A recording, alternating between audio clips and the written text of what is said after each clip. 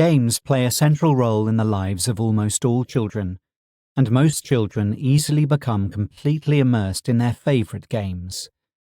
Wouldn't it be great if these children were equally positive about learning English in our classes? This is definitely possible, and I think the way to make it happen is quite simple. We need to make our lessons games-based. If learning itself feels like a game, and if the children feel they are discovering a fascinating new world of English through games that they would also enjoy outside the classroom, it is much more likely that the children will be motivated to learn English both in the class and between lessons away from the class.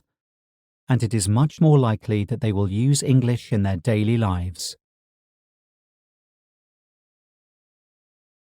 Games are for learning. Effective child-centered games-based learning is where play and learning happen at the same time. In a more teacher-centered approach, new words or patterns tend to be introduced before playing games, and the games are then really just used for practicing these new language targets. Some teachers even go further and assume that most real learning takes place outside games, and that games are a kind of light relief or a reward for studying hard or for good behaviour. The teacher may say something like, "If you study hard, we'll play your favourite game." This is missing the point of having games in the first place, and can often have more of a negative effect on learning than a positive one. Some children will come to see the serious parts of the lesson as what they have to go through in order to play games. These children will probably begin to separate learning from having fun, and over time they may become restless during the serious language practice sections, or just mechanically follow the teacher. They may only become fully engaged when playing the games. The teacher may even have to use games as bribes, saying things like, "Keep quiet" or "No bingo." Games are not simply for practicing language targets. They are where the most effective learning takes place. A child who encounters a new English word, expression, or pattern while she is immersed in a game is far more motivated to learn it, and much more likely to internalize it than a child who receives new knowledge from the teacher before the game. Integrating play and learning. Let's look at a 3-in-a-row game. In this game, pictures or words are arranged in a grid, and the children or teams take turns to choose or throw something at them. When they select or hit a picture or word, they perform a language task with it, such as making a personalized sentence. The aim of the game is to try to get 3 in a row, either vertically, horizontally, or diagonally. For each 3 in a row, the children could get a point, a goal for a soccer scoring system, a run for a baseball scoring system, or anything else like that. How do the children learn new words in a game like this? A more teacher-centered way is to pre-teach the new language before playing the game. This is, in effect, treating the children as blank slates.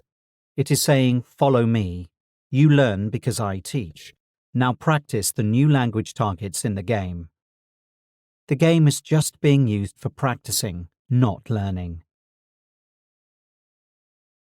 In a more child-centered, games-based approach, there are new words in the game which they discover while playing. This is treating the children as explorers. The game motivates them to try to understand and use the new words. If the words are phonically regular, the children can find out what the new words are by trying to read them. If the children need your help, you can hint and interact with them so that the children are learning, not being taught. If a child makes a mistake without realizing it, you can indicate that there has been a mistake in a fun way and encourage her to self-correct, with your hints if necessary. Keep the focus on learning. It is essential that the children do not see our English lessons as a time to play games for their own sake. The last thing we want is for the children to constantly look for stimulation from new, exciting games. The best way to prevent this from happening is to find games the children like and use them wisely. For example, it is best to stop a game before the children want to stop, so that the next time we introduce the game, the children feel, "Oh, that's the game we wanted to play more last time, but we couldn't." By using games wisely, we can keep the children's interest in the same games, but make the language content more difficult each time they play. They enjoy the game and don't feel they want to change it, so they get their stimulation from the challenge of the increasingly difficult English, not from the change of game. For this to work well, we need games where the language content can be easily changed. When we are thinking of using a game in class or developing a game ourselves, a key question to ask is, how can the language evolve inside this game? If we find the language content can easily evolve, the game can be used for learning. If the language content cannot evolve very much, the children can easily end up repeating things they already know rather mindlessly. I think it is helpful to think in terms of having a basket of games that we use with a class. The games in the basket steadily evolve over time. As the children's English develops, some games will become less appropriate, so we take them out of the basket and replace them with new games. This steady approach makes it less likely that the children will become dependent on new games to keep them motivated. How much emphasis should there be on games? I think the answer to this depends on our definition of a game. If we think of a game as being something like tic-tac-toe, go fish, or what's the time, Mr. Wolf, there are generally times in a lesson when we also need to do other things. However, if we define a game more broadly as a fun and engaging structured activity, then, except perhaps with very academic children, almost all activities in a class can be games, or contain game elements.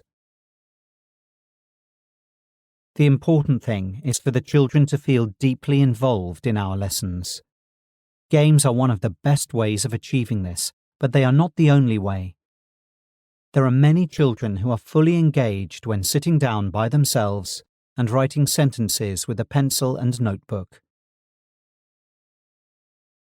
Of course, we can make this kind of activity even more fun for the children by turning it into a puzzle or game. And I have suggested many ways of doing this in the Writing for Beginners series of videos. But if the children are engaged anyway, there is often no need to do this.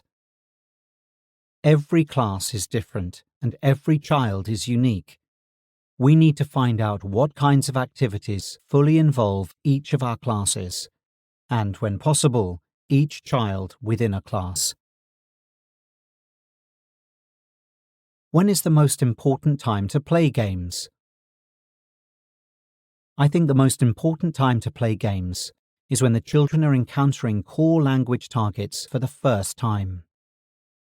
The aim is for the children to encounter new words and patterns when they are totally immersed in what they are doing, and the more fun they are having when they encounter the new language targets, the better this approach works.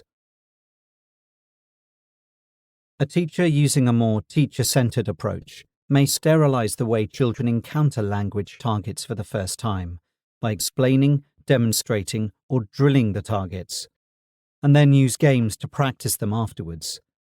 I think this is the wrong way round. In an effective child-centered approach, the exact opposite happens. The children first come across new targets inside an activity, and then later may do some less game-like activities, such as writing sentences in their notebooks. Should games be quiet or lively? Children need plenty of physical activity for their mental and physical health. Physical activity can also make the learning of new language targets more memorable, especially for younger children. But this doesn't necessarily mean that language games need to involve a lot of physical activity.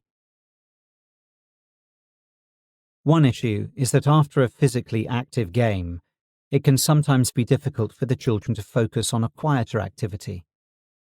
Another issue is that some children run around without using or learning much English. Running around can even be a way for some children to avoid needing to concentrate and think deeply about the English. There are a lot of great physically active games for learning English, but I think what really matters when playing a game is mental activity rather than physical activity. The children need to be concentrating and reflecting on the English they are learning. Of course, it is great when a game involves both mental and physical activity. Personally, when I start teaching a new elementary school class, I concentrate on building a trusting relationship with the children and on motivating them to focus on learning English. And I find this easier to achieve with quieter games. At this early stage, the children are also still getting to know what behavior is acceptable and not acceptable in my class. Then, as I establish a trusting relationship and a positive learning environment, I increase the percentage of activities that are more physically active.